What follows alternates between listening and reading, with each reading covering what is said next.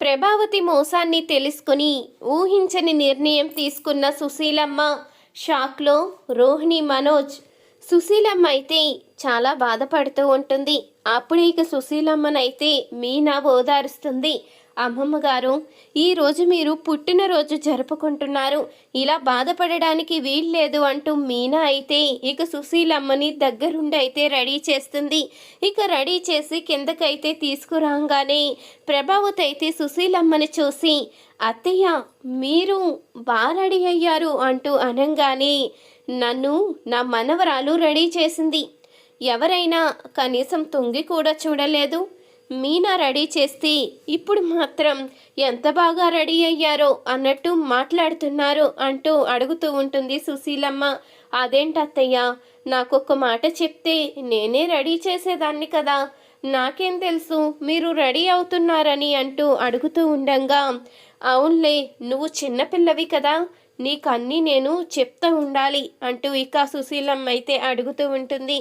అప్పుడే సత్యమైతే మీనా దగ్గరికి వచ్చి, అమ్మా, నాకు ఆడపిల్లలు లేకపోయినా నువ్వు కూతురు లేని లోటు తీరుస్తున్నావమ్మా, మా అమ్మని కూడా ఎంతో ప్రేమగా చూసుకుంటున్నావు, ప్రభావతి ఎప్పుడు కూడా మమ్మని ఇంత ప్రేమగా చూసుకోలేదు అంటూ అనంగానే, ఏంటండి అవకాశం దొరికింది కదా అని మీ కోడల దగ్గర నా గురించి ఉన్నవి లేనివి చెప్తున్నారా అంటూ ప్రభావతి అనంగానే, నీ గురించి ఉన్నవి లేనివి చెప్పేదేంటి, ఉన్నవే కదా చెప్పేది, నువ్వెప్పుడైనా అమ్మని ప్రేమగా చూసుకున్నావా, ఎప్పుడైనా అసలు ఇంత అపురూపంగా చూసుకున్నావా, మీనా చూడు మమ్మని ఒక కన్న కూతురు చూసుకున్నట్టు, ఒక చంటి పిల్లని తాకినట్టు ఎంతో ప్రేమగా చూసుకుంటుంది, ఎవరైనా కోరుకునేది అదే కదా అంటూ ఇక సత్యమైతే ప్రభావతికి వార్నింగ్ అయితే ఇస్తాడు.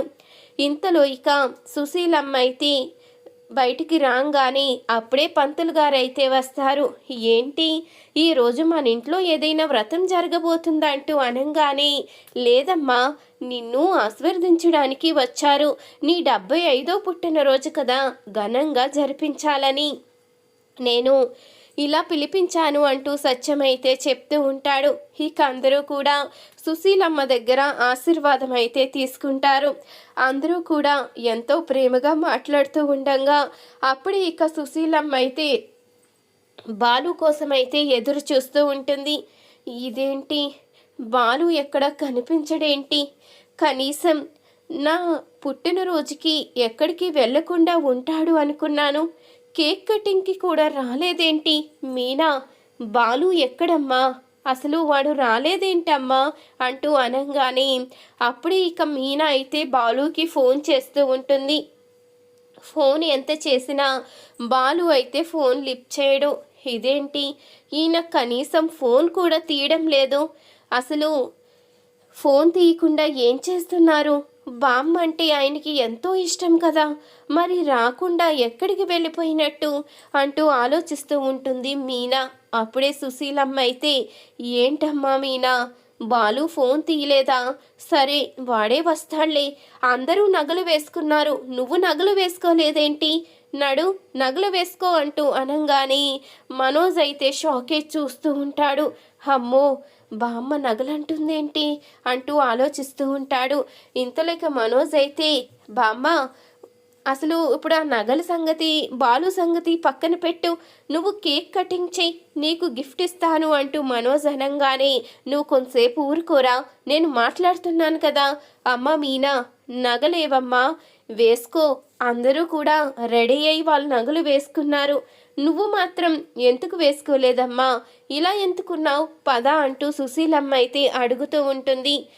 ఏంటి అత్తయ్య నగలు నగలు అంటున్నారు, అదేమైనా దాని పుట్టింటి నుంచి తీసుకువచ్చిందా, నగలు అని వేసుకోమని ప్రత్యేకంగా చెప్తున్నారు అంటూ అడగంగానే, ఎవరు కూడా ఎవరు పుట్టింటి నుంచి ఆ నగలు తీసుకురాలేదు, అవి నేను చేయించిన నగలు, అమ్మ మీనా అవి బయటికి తీసుకురామ్మా, నగలు వేసుకో అంటూ చెప్పంగానే అప్పుడే ఇక ప్రభావతి అయితే షాకే చూస్తూ ఉంటుంది. ఇంతలో మనోజ్ అయితే అమ్మా ఆ నగలు గనుక మీనా బయటికి తీసుకువస్తే అవి గిల్టివని బామ్మ వైనం కట్టేస్తుందే, అప్పుడు మన పరిస్థితి ఏంటి?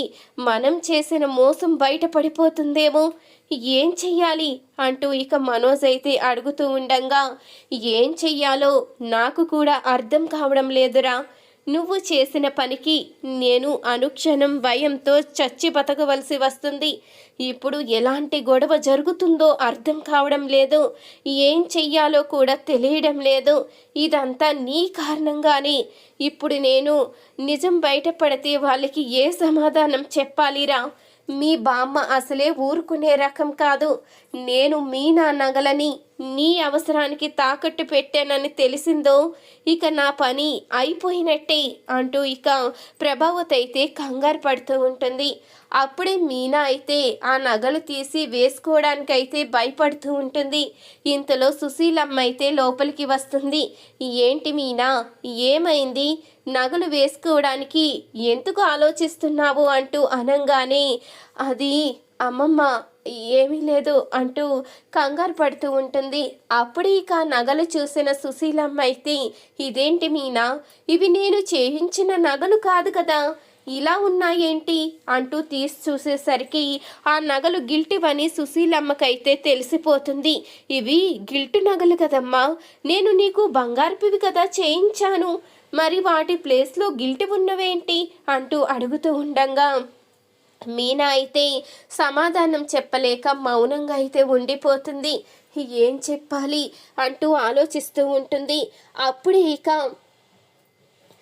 మీనా ఏం చెప్పలేక కంగారు పడుతూ ఉండంగా సుశీలమ్మ అయితే ఏం జరిగిందో నాకు చెప్పమ్మా, నా దగ్గర నిజాన్ని బయట పెట్టు అంటూ అనంగానే అప్పుడే ఇక మీనా అయితే జరిగింది మొత్తం చెప్పేస్తుంది. ఏంటి, ఇంత మోసం చేస్తారా? నేను ఇప్పుడు అడుగుతాను అంటూ అనంగానే అమ్మమ్మ ఇప్పుడు మీరు వెళ్ళి అడిగినా వాళ్ళు నిజం ఒప్పుకోరమ్మమ్మ, వాళ్ళు మేమే ఏదో చేశాము అంటారు అంటూ అనంగానే ఎందుకంటారు, నేను నిలదీస్తాను.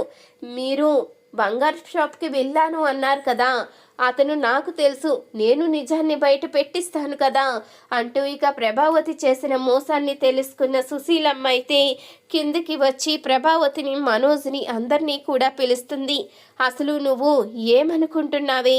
మీన నగలు తీసి నువ్వు తాకట్టు పెట్టడమేంటి, వాటి ప్లేస్లో గిల్ట్ నగలు పెట్టడమేంటి అంటూ అనంగానే అయ్యో అత్తయ్య నేను తాకట్టు పెట్టలేదు అంటూ ప్రభావతి అయితే చెప్తూ ఉంటుంది. ఆ నగలు నాకేం తెలుసు, నేను మీనా ఎలా ఇచ్చిందో అలాగే తిరిగి తనకి అప్పగించాను, వీళ్ళే ఏదో చేసి నాటకాలు ఆడుతున్నట్టున్నారు అంటూ అనంగానే అప్పుడే ఇక సుశీలమ్మ అయితే కాపే, నువ్వు చేసిన మోసం నేను తెలుసుకోలేదు అనుకుంటున్నావా? నువ్వు మనోజు మాట్లాడుకునే మాటలన్నీ విన్న తర్వాతే నేను ఆ నగలు ప్రస్తావన తీసుకువచ్చాను. నువ్వు ఆ నగలు మనోజ్కి ఇచ్చావని, మనోజ్ ఆ నగలు అమ్మేసి వాడు షాప్లో వచ్చిన నష్టాన్ని పూడ్చుకున్నాడని అన్నీ కూడా నాకు తెలుసు. అందుకనే ఈ నిజం అందరి ముందు నేనే బయట పెట్టాలని ఇప్పుడు అందరి ముందు బయట పెట్టాను.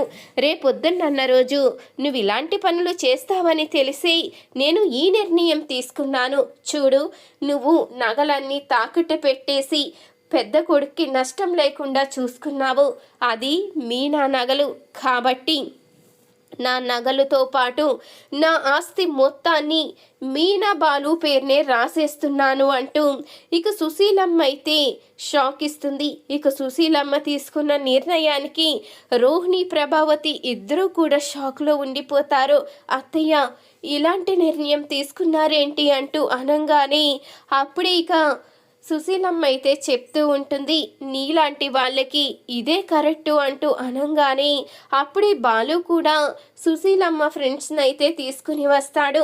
నేను చెప్పాను కదా, నా మనసుకు నచ్చిన బహుమతి ఇస్తే వాళ్ళకి నేను అరుదైన బహుమతి ఇస్తాను అని. నా మనసుకు నచ్చిన బహుమతి నా బాలుయే ఇవ్వగలిగాడు. నా మనసు తెలుసుకున్నవాడు వాడే కాబట్టి నా ఆస్తి మొత్తం వాడికే ఇస్తున్నాను అంటూ ఇక సుశీలమ్మ అయితే తీసుకున్న నిర్ణయంతో ఇక రోహిణి అయితే షాక్ అయి ప్రభావతి వైపు కోపంగా అయితే చూస్తూ ఉంటుంది. ఈ వీడియో కనుక మీకు నచ్చినట్లయితే తప్పకుండా ఒక లైక్ చేయండి. మా ఛానల్ని సబ్స్క్రైబ్ చేసుకుని పక్కనే ఉన్న గంట సింబల్పై ఆల్ అని క్లిక్ చేయండి. అప్పుడే మేము పెట్టే ప్రతి వీడియో మీరు మిస్ కాకుండా చూసేవచ్చు.